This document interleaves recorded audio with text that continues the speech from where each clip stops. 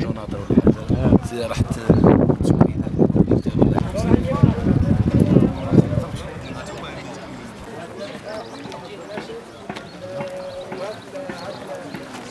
بالنسبة للتداوي بالطب البديل كما يقال في العلم أو الطب العربي في المصطلح الشعبي إن صح التعبير.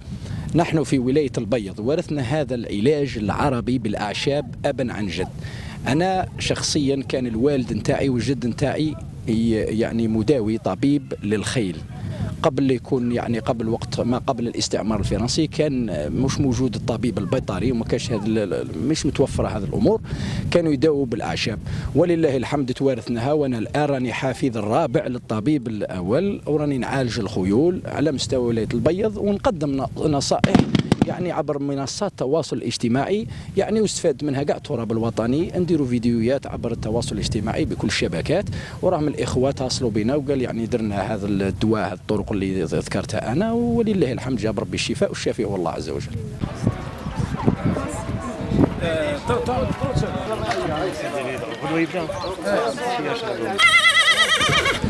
عاون نديروا الطروازات.